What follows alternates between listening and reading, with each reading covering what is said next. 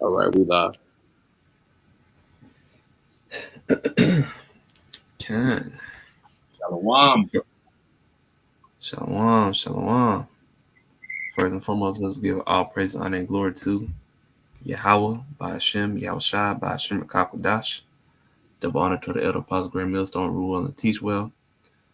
Great Millstone, Dallas Brothers coming at you with another lesson over here, going into another reading lesson in First Maccabees chapter 3, where we left off a few weeks ago, man. But we getting back into it this week. We're going to pick up chapter 4 on Sunday as well, to make up for missed time. But if you brothers didn't have anything else for the intro, we can just hop right into this for the second time, Khan. Yeah, brothers. Oh, yeah, go ahead. This is First Maccabees chapter 3 and verse 1. It Do you says, want to, because you say you have some in which verses? Like 26? Not to the middle. Oh, okay. Well, I guess you can start off if you want. Oh, I was just gonna read for you. Or did you want to read? I was saying we were going to switch, every 20 verses. Khan, and you want to read and break it down at the same time on your part? It doesn't matter. Yeah, I guess. I mean, it's up to you, bro. I was just gonna read for you. That was all. So if you say you got, Huh? I was gonna say if he's got the scriptures for the I think mid, so if you say 20 something on down, then Guana, I think you had mentioned you would probably be first if he can. Say that again. You had mentioned that because Iraq has some scriptures from the what'd you say Iraq from like the 20 something to like the 30 something. Yeah. So is that the area where you wanted to start reading, or have been read for you, or what? I was just gonna read for Kawan, and he was gonna break down the beginning. But if he wants to read and break it down, that's cool. I was just offering. You know what I mean? I got you. Okay. Oh yeah, you can you can read, bro. It's fine. Yeah. No, Slack you. You know what I'm saying? But no, it's cool. It's all good, brother. God, this is First Maccabees chapter 3 and verse 1. It says, "Then his son Judas, called Maccabeus, rose up in his stead, and all his brethren helped him, and so did all they that held with his father, and they fought with cheerfulness the battle of Israel. So gat he his people great honor, and put on the breastplate as a giant, and girt his warlike harness about him, and he made battles, protecting the host with his sword."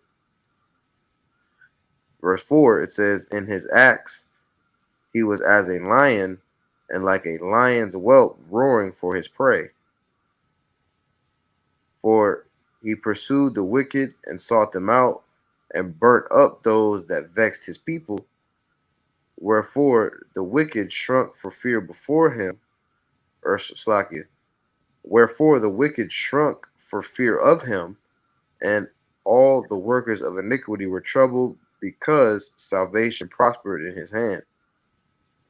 Yeah, Judas was destroying, says the wicked. All right, but this when you read what we read in the first chapter, you got to know that Jake was amongst Esau and in his armies too. Because was that Antiochus the fourth. He came through ransack. What we read in was the second chapter. He came through ransack. Son went with him still. So Jake was slaying Edomites in Jake too, man.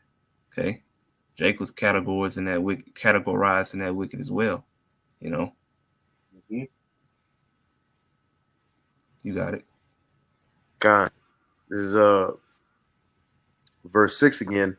It says, "Wherefore the wicked shrunk for fear of him, and all the workers of iniquity were troubled, because salvation prospered in his hand."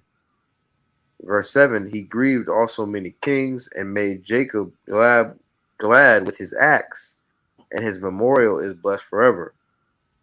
Moreover, he went through the cities of Judah, destroying the ungodly out of them and turning away the wrath from Israel. Yeah, So see, that destroying destroying the ungodly. It's talking about Jake ass. You destroying wicked niggas too. All Mm-hmm. right, putting wicked niggas to death.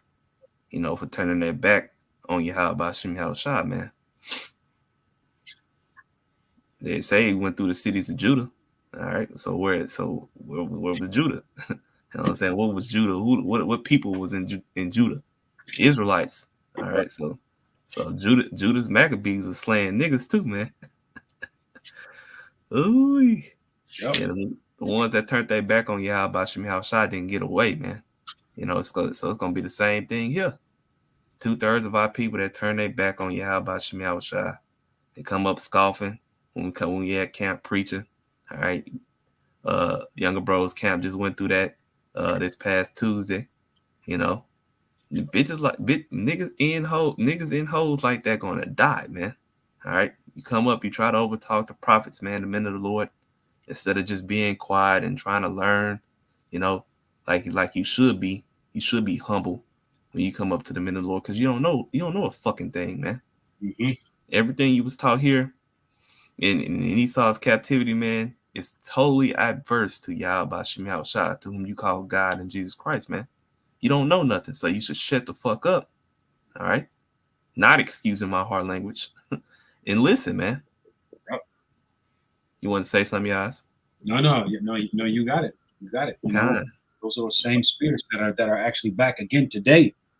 There's always been a certain portion of Israel, man, that has been contrary, man, has been, as the scripture says, a stiff-necked people, stiff-necked niggas. Okay, and those same spirits are back here today. So we're, literally dealing with the same things, over again. Like I mentioned in the camp, when Paul said, he fought with beasts at Ephesus. We do that every week. When we go out Mm-hmm. the hedges and we're dealing with these wicked niggas, jakes that don't want to listen, that don't want to be reproved. So you see, when you go through the history of the scriptures, this is an ongoing theme with our people, right? Continually going off, and then a lot of cases like this, getting fucked up in the process. Excuse or unexcuse my French. Mm-hmm. See, you got it. Baba Gashai, can I read this real quick? Yeah. Mm-hmm. This is 1 Peter 4:17. It says, "For the time is come that judgment must begin at the house of the Most High. Mm-hmm. And if it first begin at us, what shall the end be of them that obey not the gospel of the Most High?" And again, that house of God, or house of Yahweh Bashem Yahushua, is speaking about Israelites, right? Those who have came across the word, those who know that they're Israelites, know about this word, all right, and are just being plain fucking wicked, man. Okay, judgment is going to begin with you so-called Negroes, Latinos, and Native Americans, right? That's why Jeremiah 30:7 likens it to the time of Jacob's trouble. Mm-hmm. All right, this is verse 18. It says, "And if the righteous scarcely be saved, where shall the ungodly and the sinner appear?" All right, and the point, that's the point. The righteous, being the elect, right? We're going to be saved. Lord's will, we're a part of that number.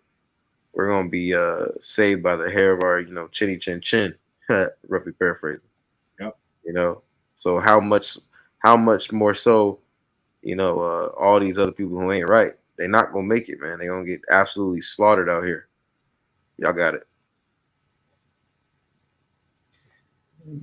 You can continue where you left off. Con. This is First Maccabees chapter 3 and verse 8, and it says, "Moreover, he went through the cities of Judah, destroying the ungodly out of them, and turning away wrath from Israel, so that he was renowned unto the utmost part of the earth, and he received unto him such as were ready to perish." Then, verse 10, it says, Apollonius gathered the Israelites together and a great host out of Samaria to fight against Israel. Which thing, when Judah perceived, he went forth to meet them, and so he smote him and slew him. Many also fell down slain, but the rest fled. Wherefore Judas took their spoils, and Apollonius' sword also, and therewith he fought all his life long. Hmm. Verse 13, it says, Now when Saron, a prince of the army of Syria, heard say that Judas had gathered unto him a multitude and a company of the faithful to go out with him to war, he said, I will get me a name and honor in the kingdom, for I will go fight with Judas and them that are with him, who despise the king's commandment. So Hmm. he so he Go ahead. made verse 15, it says, So he made him ready to go up, and there went with him a mighty host of the ungodly to help him, and to be avenged of the children of Israel. And when he came near the going up of Betharon, Judas went forth to meet him with a small company, who, when they saw the host coming to meet him, said unto Judas, how shall we be able, being so few, to fight against so great a multitude and so strong, seeing we are ready to faint with fasting all this day? Unto whom Judas answered, It is no hard matter for many to be shut up in the hands of a few. For with the God of heaven it is all one to deliver with a great multitude or a small company. So they got shook. That small company that was with Judas, they got shook, seeing that great army approach them, man. Because they was only few. You know, but the Lord deals with the few. All right, it goes. That's a very old thing right there. Because the Lord. That's how the Lord built us up. All right, the scriptures say the Lord. He loved us because we were few. Roughly paraphrasing, man. Because Israel was the last nation to be set up. All right, so they was shook. They wasn't being faithful. They was lacking faith. All right, in that moment. But the scriptures say the enemy is gonna come onto us like a flood, man. Okay. So in that time when Esau kicks in the door, runs up in our house or wherever we may be and runs up and tries to take us, okay, we supposed to have faith. We not supposed to act like that small company that was around Judas, but we're supposed to be in that same spirit that Judas is in right here in verse 18, man, and have full faith in Yahweh Shem Shai that we're gonna be delivered. All right. And in this time, that we supposed to have full faith that when that time comes, that we gonna hey, the Lord gonna endow the men of the Lord with spiritual power, man. And we gonna lift up when the Lord gonna lift us up, all right, through that, and we gonna fight, you know. I got a precept. Mm-hmm. This is and that's beautiful. Because when you go throughout the scriptures, when we go throughout our story, the Lord has done that many a times. This last go around, like the priest said, we're part of that number. It's going to be on a whole different level. All right, but this is Sirach 2:10. Look at the generations of old and see, did ever any trust in the Lord and was confounded? Or did any abide in his fear and was forsaken? Or whomever did he despise that called upon him? So you see, like the priest said, this is the right spirit to be in, man. Okay, Judas was in that spirit, and calling on Yahweh Shah, he knew that he was going to have that strength.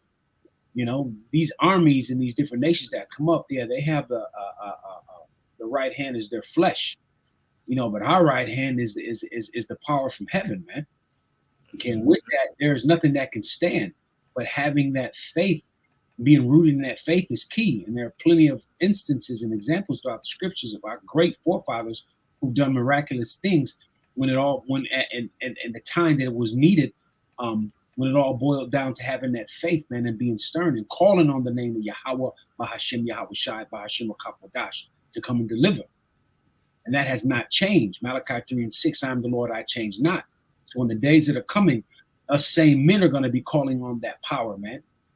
Like the priest said, when the enemies come rushing in. All right. So These things are for our learning, as the scripture says. You got it?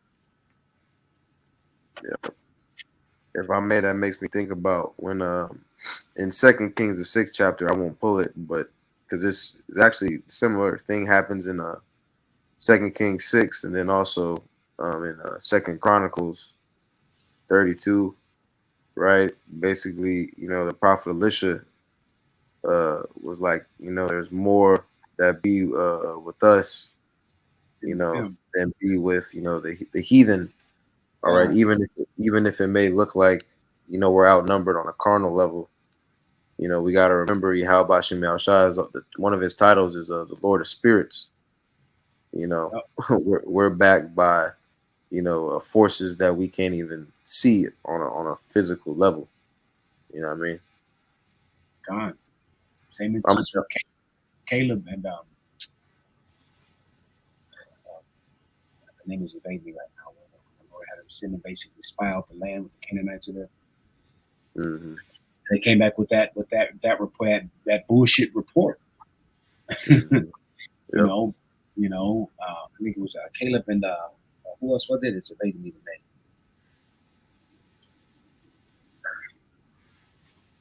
Joshua and Caleb. Hmm.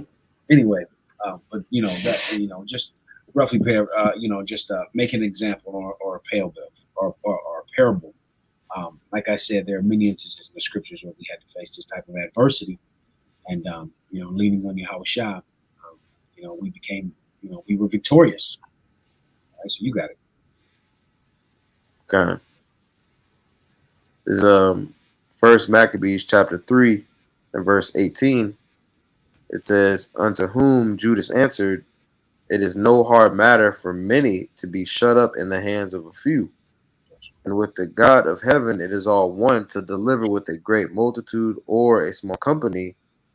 For the victory of battle standeth not in the multitude of an host, but strength cometh from heaven."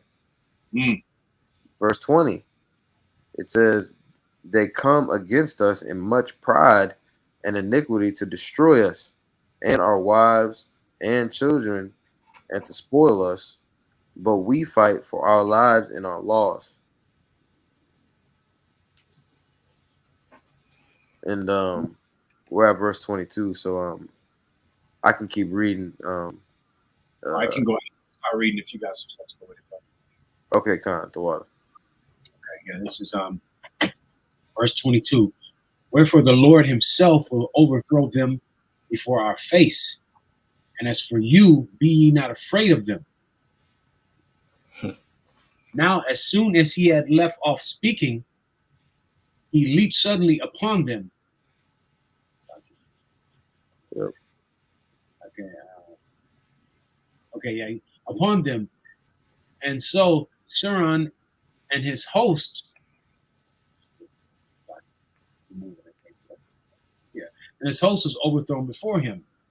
And they pursued them from going from the going down of Bethuron unto the plain, where they slain about 800 men of them, and the residue fled into the land of the Philistines. Yep. Yep. And if I not only okay, because that makes me think you got a lot of guys, a lot of rah rah guys, a lot of guys that talking, a lot of shit, that are Yeah, saying a lot of things here on this side, while everything is good, right? Because we haven't even really entered into the straight gate yet. Okay, but there's gonna come a point in time where we're gonna have to stand on everything that we've been preaching, that's right. and that's exactly what Judas is doing in those couple of verses. Not only is he encouraging his men, right? Not only is he talking it, but as soon as he got done talking, he's getting to it, you know. And I want to get this precept real quick, and I'm gonna jump back. Uh, let's see. This is a James chapter 2 and verse. Really, you can get a lot of this, but I'm gonna get to the point on this. James chapter 2 and verse 14. Then I'm gonna jump down to 17. It says, "What doth it profit, my brethren, though a man say he have faith and not works? Can faith save him? verse 17, it says, "Even so, faith, if it hath not works, is dead, being alone." So the point is, we use the faith, all right, to get to the works, to the action. They work hand in hand. And there's gonna come a point where we actually, again, it's gonna be all action. You know what I mean? We're gonna actually be in Jacob's trouble. We're gonna actually be in, the fire. For real. You know, we can jump back.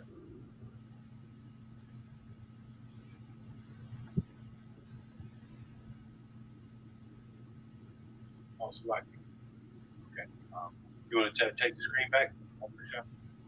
So it's like it, bro. So at 24. And they pursued them from going down. My bad. My bad. My bad. 24 right there. And they pursued them from going down to Besseron, unto the plain where they slain about 800 men of them. The residue fled into the land of the Philistines. Then began the fear of Judas and his brethren, an exceeding great dread to fall upon the nations round about them. Insomuch as his fame came unto the king, and all the nations talked of the battles of Judas. Yep. Yep. You had a point. No, I just got Okay. Now I was gonna say, it's funny because that Saron that came from what's it, Assyria, Hmm. or was it Syria or Assyria? It was Syria. I think it was Assyria. It was which one? It was Syria. No A. Syria. Got Yeah. you. It was that king Saron from Syria. He thought he was gonna run down on Judas and his men and receive that fame, man. Would take Judas in the battle. But the total opposite happened for him, man. The Lord was with Judas and his men. Okay. And they would end up being the triumphant ones in that skirmish. You know, that same spirit Judas was in, to have faith in Yahweh Shemel Shai, no matter what was seen before his eyes, man. Okay, because faith are the things not seen. Okay, what are you to have faith in it if you see it? All right, you got to have faith that Yahweh Shemel Shai is going to deliver you out of a hard situation before it even happens. right, right. You have to be fully convinced. You got to be fully Yep. convinced. The Spirit's going to be with you. You can't fake this. It's one thing. You can act for so long, but it's going to come down to that point, like the priest said, where you're going to have to show and prove. There ain't going to be no faking. There ain't going to be no brother to lean on to this and that. We all got to have our own Yosemite moment, right? So, Mm-hmm. okay, and so much as the fame came unto the king, and all the nations talked of the battles of Judas. Now, when the king Antiochus heard of these things, he was full of indignation. Wherefore he sent and gathered together all the forces of his realm, every even a very strong army. He Yep. opened also. You got to say something? Con, I'll add to that. Obviously, when we read the first and second chapter, Antiochus Epiphanes, fourth, all right, who's a descendant of the Seleucid line. Yep. When you go into the Diadochi, or the four generals, the primary generals that were still standing, you know, after the splitting up of Alexander's kingdom, Right. you know. But this is classic. The reason I wanted to highlight these scriptures is because Antiochus right here this is classic Esau, Edom right here. Just the whole way he handled this situation. We see similar behavior patterns, if you will, taking place today. Extremely carnal, all right, relying on his sword all the damn time, and to the point of fault, you know. You got it. You got it. Yeah. Con. Uh, verse 28. He opened also his treasure and gave his soldiers pay for a year, commanding them that they should be ready whensoever he should need them. Nevertheless, when they saw that the money in his treasure had failed, and that the tributes of the country were small because of the dissension and the plagues which he Mm. had brought upon the land, and taking away the laws which had been of old time. Yep. And that's a heavy point right there. That's a heavy point right there, right? Because we're watching the mismanagement, if you will, of resources right here, right? And Mm-hmm. Antiochus is being he's being hasty because he's scared, right? He's being hasty because he's scared of Judas and what's taking place. The spirit of Yahweh Bashim Shai is working with him. So he immediately, whips out, the bank, whips out the wallet, you know what I mean, Tripping. and starts paying people, starts gathering together an army. Yeah. But in the next verse, it lets you know that the nigga ran out of money. Yep. Okay, and what do you see Nigga taking caused place? inflation. Yep, yep. We're witnessing the same exact thing take place today. No, God. You had a That's point. hilarious, bro. Nah, I was just gonna say he paid niggas in advance to be ready for war, bro. Shit backfired on him. Yep. Yep. Oh, And matter of fact, um, man, Baba Kashak, could you read verse 29 again? God.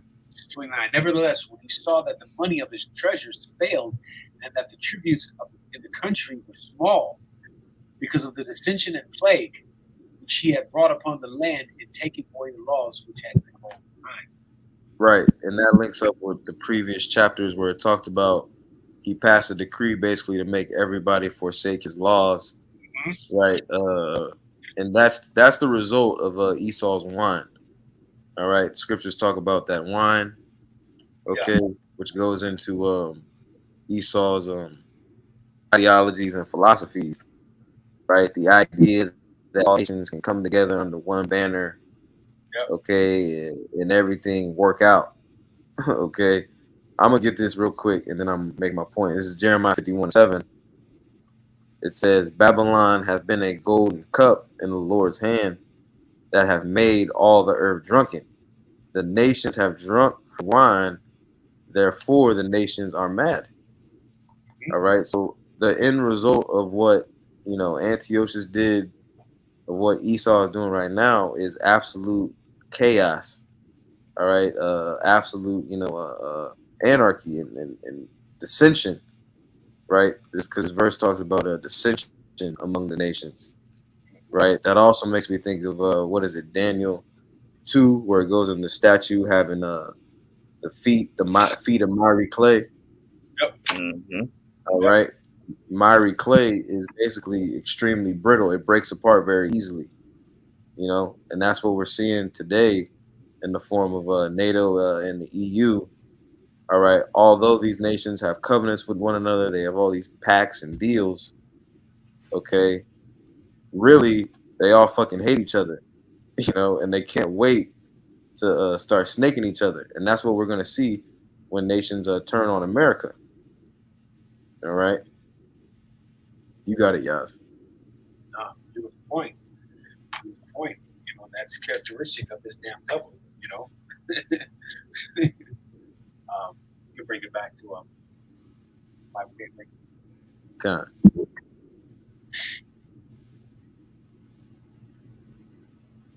Oh, Slacky, my bad, bro. Okay.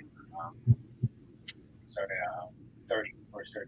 And he feared that he should not be able to. He feared that he should not be able to bear the charges any longer, nor to have such gifts to give liberally as he did before.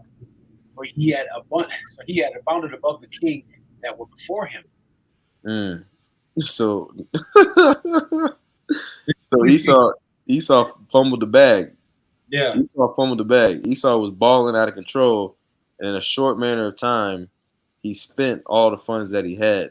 That's the point. You Yep. got it. That's a niggard. 100%. That's the spirit. That's a precept that I had, Sirach 14. Riches are not comely for a nigger. We don't got to pull it because Yeah. that's it right there. Yep. You know, you got it. Wherefore, being greatly perplexed in his mind, he determined to go into Persia, there to take the tributes of the countries and to gather much money. Man, again, man, this scripture proves too. The scriptures talk about how Esau is continually gathered together for war. I'm gonna grab that real quick in Psalms 140. This is Psalm chapter 140 and verse 2. I have to start at verse 1. It says, "Deliver me, O Yahweh Bashem Yahushai, from the evil man. Preserve me from the violent man, which imagine mischiefs in their heart continually are they gathered together for war." All right. Mhm. And this precept right here, this account that we're reading, it shows how war is a way to generate money. Right? War is Yes. it's a money grab. Yep. You know, it's a way to basically exploit, conquer, and then exploit other nations in the form of stealing their natural resources and their people. Yep. You know, and then you can and then you can flip that, and those same resources that you steal, you can lend them back on interest. You Yeah. know, with stipulations. You know, Hey man, so he's this is the ultimate you got it. gangster. No, no, Salaki. I was just gonna say that was the ultimate gangster, man. Yep. Nice. That's the real nigga right there. That's the real nigga right there, man. 100%. Yep. So this scripture is heavy right here because it's just showing you the niggard that Esau Edom is. Mm-hmm. You know, completely fumbling the bag. All right, and he's solving his problem by going and causing just more hell on the planet Earth. You know. And it's a known fact even today. I think that was Emshel uh, Rothschild or Bauer, Emshel Rothschild, who said, "The time to buy is when blood is running in the streets." Roughly paraphrasing, Mm-hmm.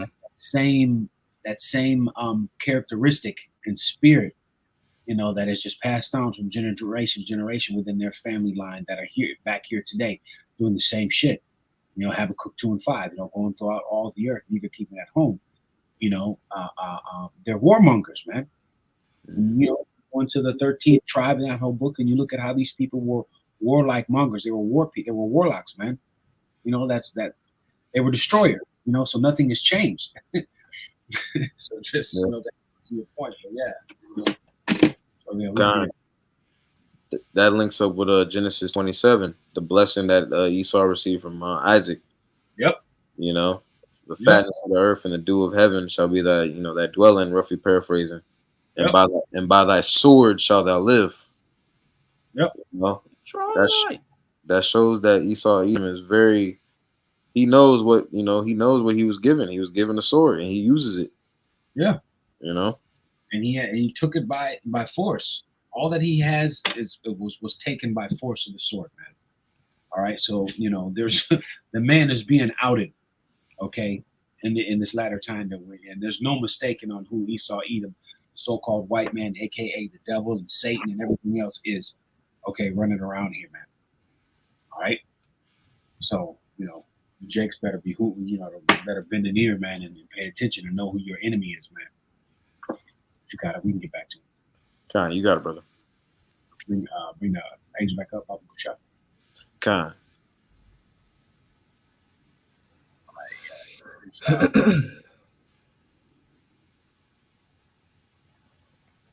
Verse 32. yeah, so he left Lysias, a nobleman, and one of the blood royal to oversee the affairs of the king from the river Euphrates unto the borders of Egypt, and to bring up his son Antiochus until he came again. Right, and that links up with a nepotism. Right, Right. that's a word. That's a word that the apostles go into. Yep. The beloved brother Micah Allah always touches on that word as well. Yep. Right, nepotism, which is basically the idea of promoting somebody of your same lineage. blood royal, which is a bloodline, a royal bloodline, which really that stems back to the scriptures. Really when you get technical, you know, you got it out. Also, was another word? I think it's scion, Sion. It says a descendant child, especially a descendant of a wealthy aristocrat or influential family, heirs. So yeah, that's what Esau is all about. That's why even today, when you look at the Rothschilds, they intermarry, they keep all their wealth and everything within their family. Yep. So this is nothing new under the sun. All right. So it goes on to say, and moreover, he delivered unto him half of the forces and the elephants, and gave him charge over all things that he would have done, and as also concerning them that dwelt in Judah and Jerusalem, to wit, that he should send an army against them to destroy the root out, to destroy the root, Salakia, to destroy and root out the strength of Israel and the remnant of Jerusalem, and to take away the memorial from that place, and that he should place strangers in their quarters and divide their land by lot. Right, and that's Esau. That's Esau's mo. That's always been his mo from day one. And when I say mo, basically, it's an acronym, means motivation. Right, Esau Edom was set up by Yahweh Shem Shai to basically be that opposing force to everything righteous. All right, to everything sound. And I'm gonna grab a precept real quick, and then we'll jump right back. This is a Psalm, unless one of you brothers had something for us. This is Psalms chapter 83. Okay, and verse 3, and I'll read verse 4. Man, I kind of got to jump up to verse 2. Psalms 83 and 2, it says, "For lo, thy enemies make a tumult, they that hate thee have lifted up the head. They have taken crafty counsel against thy people and consulted against thy hidden ones." Talking about us, all right? And specifically, the elect, the anointed of Yahweh Shem Shah, those that have the truth. This is verse 4. It says, "They have said, come and let us cut them off from being a nation, that the name of Israel may be no more in remembrance." Right? Because as long as we're here on the planet Earth, all right, we're a threat to this power structure, to this world. Because again, we are the vessels that contain the truth and the spirit, of Yahweh Shem El Shah, the highest power conceivable. You got it, guys. I got a precept too, just going into again, once again, showing the characteristics of how there's no new thing under the sun. This is Joel, the 3rd chapter, and I'm going to start at verse 1, 22. "For behold, in those days and in that time, when I shall bring again the captivity of Judah and Jerusalem, and I will gather all the nations and will bring them down into the valley of Jehoshaphat, and will plead with them for my people and for my heritage Israel." So this is a future prophecy. Okay, this is talking about the coming World War III. All right, because the Lord has a bone to pick with these nations, whom they have scattered among the nations and parted my land. Okay, so you see the same thing that we're reading about here in Maccabees, right? It's happened all over again. Okay, they're over there and they parted the Holy Land. Okay, our homeland. All right, between the Arabs and the Amalek, right? Ishmael and Amalek. Okay, so there's no new thing under the sun. All right, so the Lord is going to pay these people back, man. Okay, 10 times fold once He has everyone, all the nations gathered down there. Okay, in the Valley of Decision. Okay, where World War III will break out, and it will be the last war that the world will ever see. All right, but again, going back to the characteristics of these people, right, of the wicked, and these are the things that he does. Okay, this is how you're able. This is a tall tale sign on how you're able to pinpoint or recognize or identify who the wicked is in the scriptures.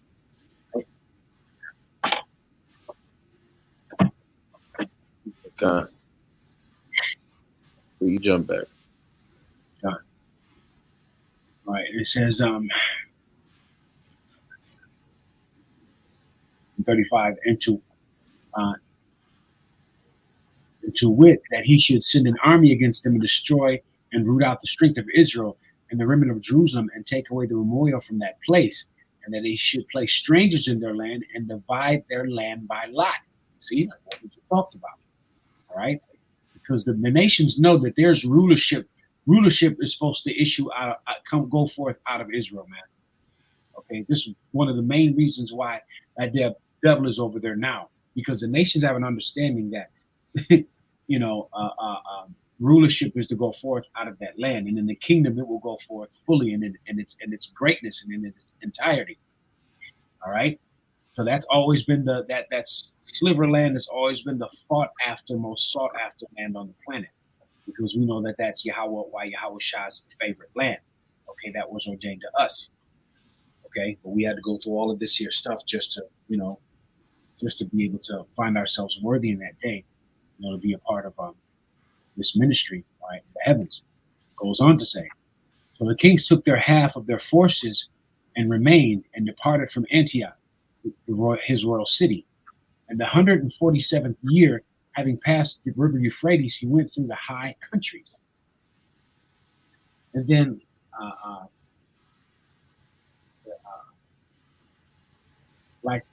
Lysias chose Ptolemy, the son of um, Dormes, and Nicanor, and Gorgas, mighty men of the kings and friends. And with them they sent forth thousands of footmen and 7,000 horsemen to go into the land of Judah and destroy it, as the king commanded. So they went forth with all their power and came and pitched at Emmaus, in the plain country. Yep. No, that's it. And that's verse 40. You got it, bro. Remember that name, Nicanor. I'm not gonna do any spoilers, but that's a character. Okay, Nicanor. What? Nicanor, that's a character, bro. He gonna come up again. Mm-hmm. You want me to read for you, or Salakia? I think it's on you, yeah.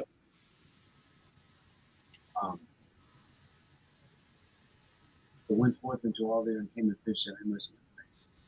The merchants of the countries, hearing the fame of them, took silver and gold and much with them, and the servants, and came into the camp to buy the children of Israel for slaves. A power also Syria and of the land of Philistines joined themselves unto them. So you see, when you go throughout the scriptures, Israel's always been a prey. All right, we've always been merchandise for the nations. All right, because this is going back to when you go into the history of Jake being very wicked. Okay, all right, and doing the things that were contrary to the law, statutes, and commandments. All right, in the image of Yahweh Shah. Okay, so in doing so, one of the most hardest recompenses was being turned into merchandise, basically being slaves. All right.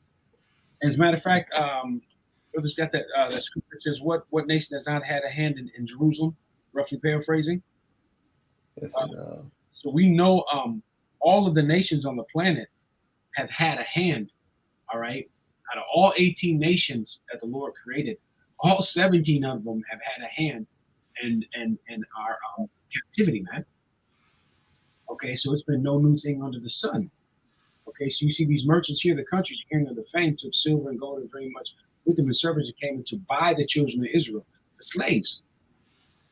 Okay, so it goes on to say, now when Judas and his brethren saw that the miseries were multiplied, and that the forces did come and camp themselves in their borders, they knew how the king had given commandments to destroy the people and utterly abolish them. All right, so we know this was a decree that Antiochus was forwarding.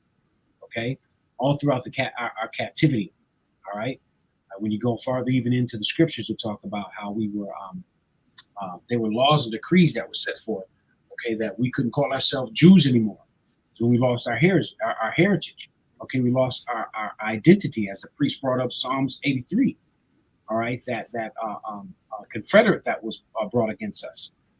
Okay, so all this was happening though, and given to us about power because we went off when we were being wicked. Okay, So that's why, again, like I said, the things that are written aforetime are written for our learning. So we look at the things that we've done and look at the outcome of what happened when you go through the scriptures. So we know what not to repeat these things. Okay, it goes on to say, and they said unto one another, let us restore the decayed fortune of our people, and let us fight for our people and the sanctuary. And then was the congregation gathered together that might be ready for the battle, and they that might pray and ask mercy and compassion. Right. So again, going back to the scripture I pulled, who is basically roughly paraphrasing, who's prayed to the Lord and was forsaken.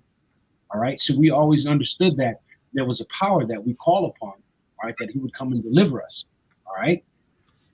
So when it all came down to it, because even in these times that we're in now, what the Lord essentially wants from us is to lean on Him, man.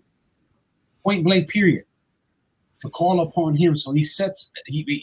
We're put in place in all these situations, okay, where we have where our backs are against the wall, okay, where we can't of our own strength um, um, save ourselves. Where in turn we have to pray to Yahweh Yahushua, our power to deliver us, and He's delivered us out of many strongholds. He's destroyed many nations for us. Okay, and we know we come into those times are going to happen again. Enough of me, brothers, had precepts. No, keep going. And 45. And now Jerusalem lay void as a wilderness, and there was none of her children that went out or went in or out. And the sanctuary also was trodden down, and the aliens kept the stronghold, and the heathen and their habitations and at that place. And the joy was taken from Jacob, and the pipe with the harp ceased. Right. And that reminds me of right, because was that Luke 21. And Luke 21 and 24. It says, and they shall fall by the edge of the sword and be led away into captivity into all nations. And this is what happened to us. Okay, they shall fall by the edge of the sword, meaning us, Israel, because we were going off. So this was the punishment that the Lord brought onto us. We were led into all nations, and as we read here in the upper, as we went up into the chapter, how all the nations came, what, to take the spoils, and who the spoils we were, as slaves, right? It goes on to say, and fall by the edge of the sword and led away into captivity of all nations, and Jerusalem shall be trodden down of the Gentiles until the time of the Gentiles be fulfilled. See?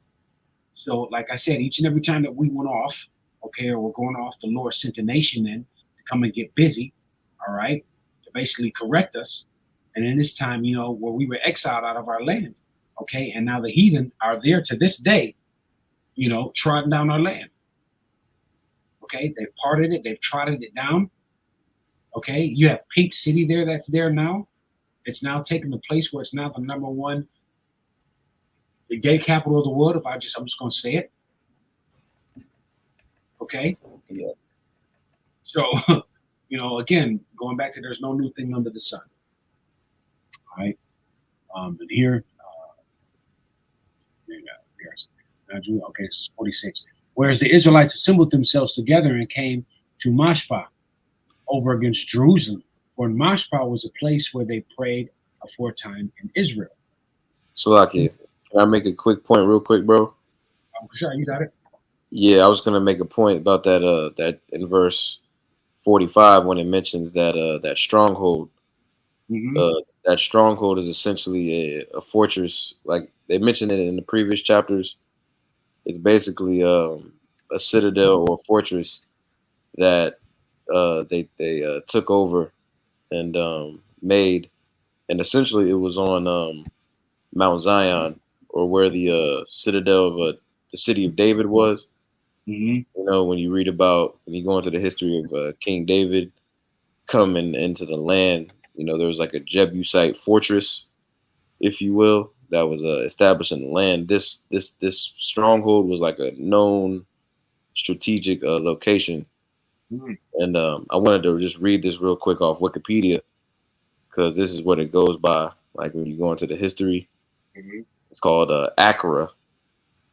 And it says the Aqua from ancient Greek.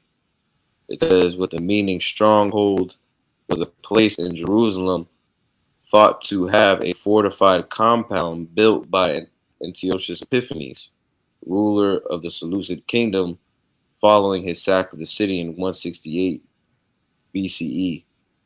Um, so I just wanted to share that real quick because when you go into the history, it would actually take them quite a long time to actually get all the heathen up out of there, because Mm, it was such a well fortified, fortress basically.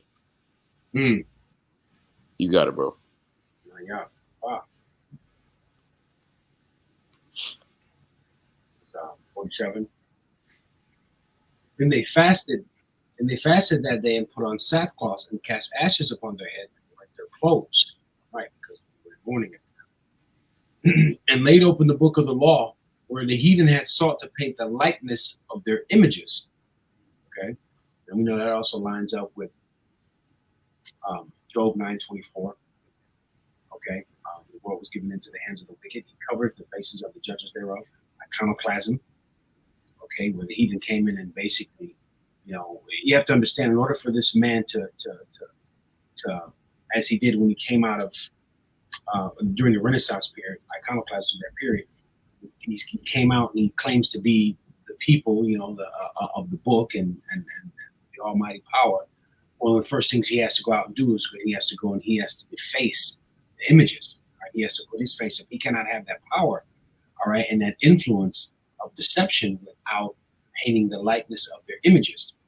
Okay, I got a precept here also in here. This is Wisdom of Solomon 15 and 4. I'll start at, and it says, "For neither did the mischievous inventions of men deceive us, nor an image spotted with diverse colors, and a painter's fruitless labor. For the sight whereof entice fools to lust after it, and so they desire to form a Salakia. And so they desire the form of a dead image that has no breath." Okay, so and this is chiefly what Jake is into today. Okay, because this all comes down to modern Christianity. Okay, so you have a lot of Jakes that always talked about how what difference does it make. I remember my aunt said that one time when I first started coming into the truth. I'll never forget it. And she was kind of pissed off when we were talking about it. She was like, "Well, what difference does it make what color he is?" And that just kind of blew me away because it was like, wow, the heathens understood, okay, the difference. They understood the power that comes along with that influence, that image. Okay, so you see, this is what they went and conspired to do, to make the likenesses, the images, all of the angels, the prophets, all of them, to look like Edomites. All right, again, no new thing under the sun. Continue. It says, "And they brought also the priest's garments and the first fruits and the tithes, the Nazarites, and they stirred up who had accomplished their days. Then carried they with a loud voice towards heaven, saying, What shall we do with these? And whither shall we carry them away? For thy sanctuary is trodden down and profane, and thy priests are in heaviness and brought low." Right. Goes on to say, "And lo, the heathen are assembled together against us to destroy us. What things they imagine against us, thou knowest. How shall we be able to stand against them, except thou, O God, be what? Our help." So again, going back to that right hand of Yahweh Yahushua. Okay? When all else fails, which all else will fail, okay, we have to call on the name of Yahweh Bahashim Yahushua for that strength. Okay? Then sounded they with the trumpets and cried with a loud voice. And after this, Judas ordained captains over the people, even captains over thousands, captains over hundreds, captains over fifties, and over tens. But as for as much as were building houses and had betrothed wives and were planting vineyards or were fearful, those he commanded that they should return every man his own house according to the law. So it's like it. So the camp removed and pitched upon the south side of Emmaus. And Judas said, Arm yourselves and be valiant men. See that ye be in readiness against the morning, that ye may fight with these nations that are assembled together against us to destroy us and our sanctuary. Right, keep going back into what we always talk about. One of the first things that the heathens do, they come in and they destroy the sanctuary, temple, okay, which is our connection, which is our line to Yahweh Yahushua. And they know that, okay. So that is a key point and a move that they've always done all throughout history, secular and biblical history. All right, goes on to say, "For it's better for us to die in battle than to behold the calamities of our people and our sanctuary." Right. So this is the spirit, okay, to be in, okay, to rather die for Yahweh Shah and die for the righteousness of this truth, okay, because truth be known, we are already dead here in this world, man. Okay, the only thing that gives us life, only thing that is living here are the few elect men that are out here preaching this word. Everybody else is dead. Okay, so we have no, like Scripture says, we have no continuing sitting, rises apart. This is not our rest here. All right, but goes on to say, nevertheless, as the will of God is in heaven, so let him do. All right. So at the end of the day, the mindset that Judas had is imperative. All right. That's why going into these, into this history, the Maccabees is very, very important. He had a very austere, mindset when it came to doing what needed to be done for the sake of Yahweh Yahushua. See, brothers, got anything you want to add to it? No, Con, you went in, man. Hey, The last 20 some odd verses, you went in, bro. That's it. I got a closing precept if y'all want. Nah, you got it. This is First Peter chapter 1 and verse 13. It says, "Wherefore gird up the loins of your mind, be sober, and hope to the end for the grace that is to be brought unto you at the revelation of Yahweh Shai Hamashiach." And that's just building on those last couple of verses. It's the same concept.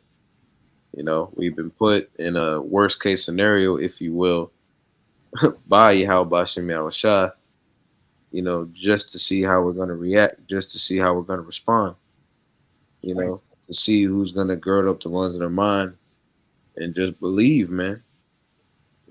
That's the scenario that we're in, man. It's really out of our power and it's out of our control. The only thing that we can do, okay, is have faith, man, and Yep, move in the spirit of belief. yep, You know, y'all got it. yep, that's it. No, and that's by far the strongest weapon. That's the strongest, most mightiest weapon to have. When you think about it, that's why it's a gift, as the Lord says. It's not given on everybody. Man, faith is a powerful, powerful, extremely powerful tool. Shit, man. All right. He left us with the coldest weapon. We just have to use it. Yep. That's Hebrews 11. Hebrews 11 all day Yep. breaks down how faith did all those things, you know, by itself. Right. So, Just faith alone. yep. Yeah. So, That's all I got. Whew. Well, y'all brothers didn't have nothing else. Reading lesson is adjourned on First Maccabees, the third chapter. With that, we're gonna give all praise, honor, and glory again to Yahweh, by Hashem, Yahweh Shai, by Hashem Kakwadash, the bottom to the elder apostle, great millstone, rule and teach well. Shalom. On to the next one. Shalom.